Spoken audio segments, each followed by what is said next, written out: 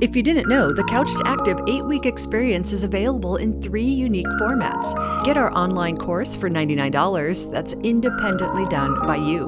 Or do one-on-one coaching with me, which is your full VIP program to make sure you're getting it right. And brand new, the Pen Pal experience. Unique, fully pen and paper through the snail mail, you will complete the Couch to Active program. Choose the experience that will help you smile. Good morning, good afternoon, good evening. Lynn Lindbergh. Today we are talking about the glycemic index and the diet, the low glycemic index. This is number 5. Is that right? Yeah, number 5 out of 20 of our diet series here. And remember, before we do anything, you know this now, diet culture is bad for your health. Healthy lifestyle is the goal. Education is power, so that's why it's okay to get educated about the diets, because it's a $72 to $78 billion industry. This is hard stuff. It's complicated stuff. It impacts every single day, every single thing we put into our mouth. So we want to get educated about all of this so we have more power. So low glycemic diet. This one, if you have diabetes, you absolutely know about this. And or if you have diabetes and you don't know what this is, you need to listen to this one 10 times. Okay. The low glycemic diet is essentially one piece of paper that lists out all kinds of foods and where they sit on this thing called the glycemic index. The glycemic index is, think about glycemic as just another word for sugar. It's a little more complicated than that, but we'll call it sugar. So it's the sugar index. And what it means specifically is not necessarily how much sugar is in food via carbs, refined foods, sugar, glucose, sucrose, dextrose, like all that. Although it's related, it's specifically talking about how fast that sugar gets into your bloodstream in your body after you eat it.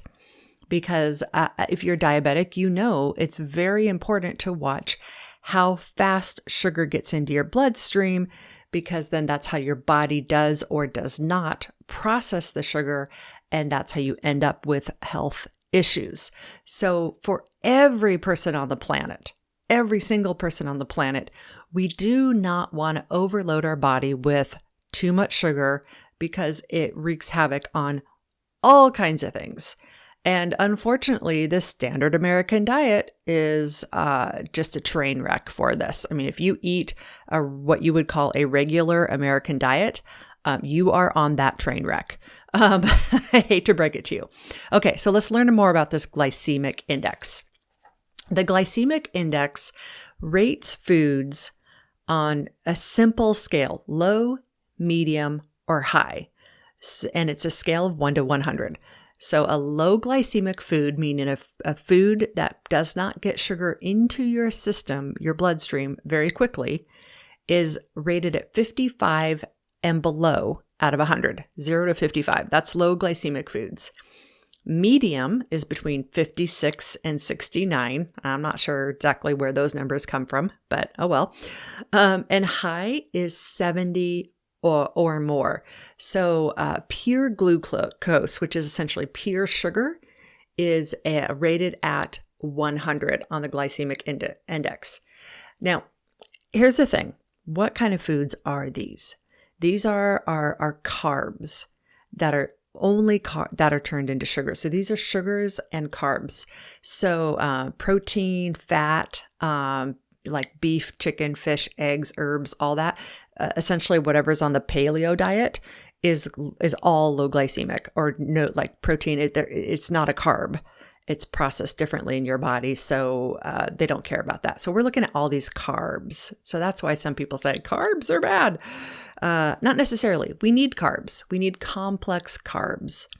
And the whole concept of glycemic does get a little more complicated. You can dive in and start splitting hairs because there are things like if you eat a carb and you eat fat or protein with it, that carb will absorb the sugar into your body a little slower, so then you won't have the insulin spike nearly as bad.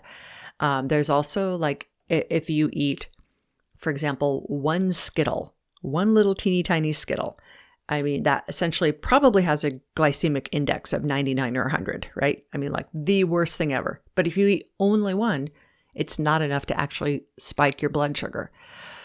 But who eats only one Skittle? Yeah. And then you can get, you can really start splitting hairs with how ripe your fruit is. A banana that's green versus a banana that's really ripe.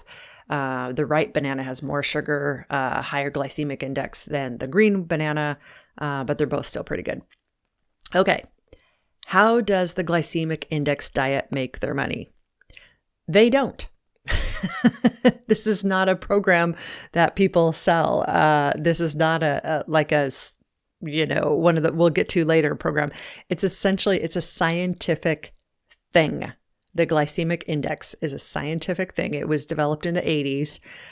It's stuck around for, what is that now, 40 years. And it only looks at that physical piece of blood sugar levels. That's it. It doesn't really look at nutrition overall, vitamins, minerals, fiber, all of that. It's only looking at blood sugar levels. My recommendation for folks, should you do a low glycemic diet or not? If you are diabetes, if you have diabetes, you probably feel like you are diabetes.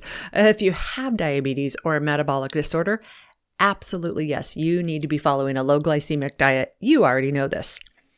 If you're otherwise healthy or don't have metabolic issues, be familiar with the glycemic index. Be familiar, because there's some things that surprise people, like white flour tortillas are way high in the glycemic index. And some wheat breads are high in the glycemic index. Some white breads are really high. Some white and wheat breads are it's just like, really get familiar with this and really start learning more about the foods you're eating.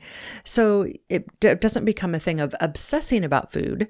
It becomes a thing of being educated. So when you go to the grocery store and you make your food decisions, you can look at glycemic indexes or be aware of them. So then the food that's in your house, you could make a sandwich with this bread or a sandwich with that bread, and maybe that bread has a lower glycemic index. Yeah.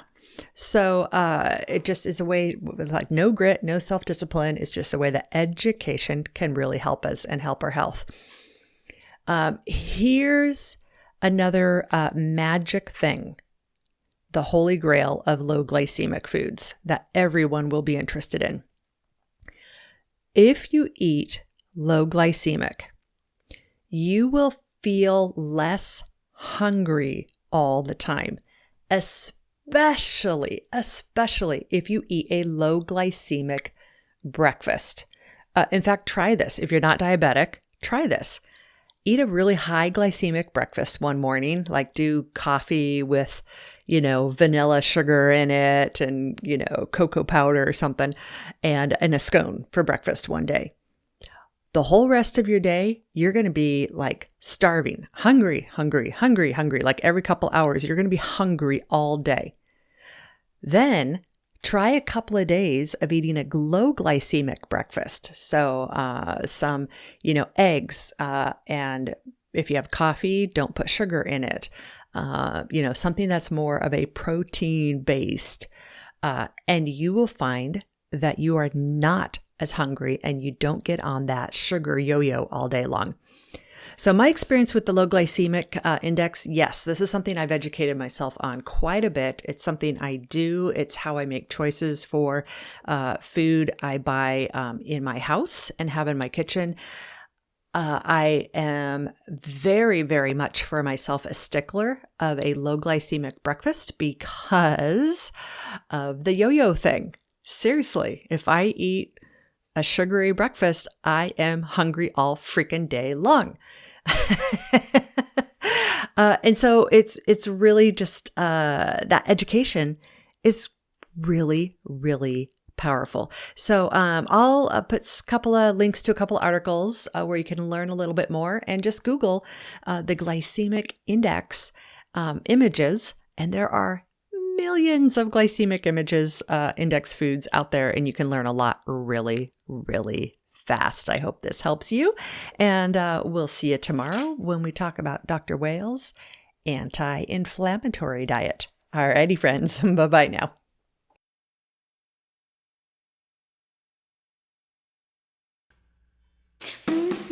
If you haven't been exercising consistently but always wanted to, the Couch to Active 8-week experience is a great opportunity to make you succeed. Head over to couchtoactive.com and sign up for the online course, Coaching with Lynn, or the brand new pen and paper Pen Pal experience today at couchtoactive.com.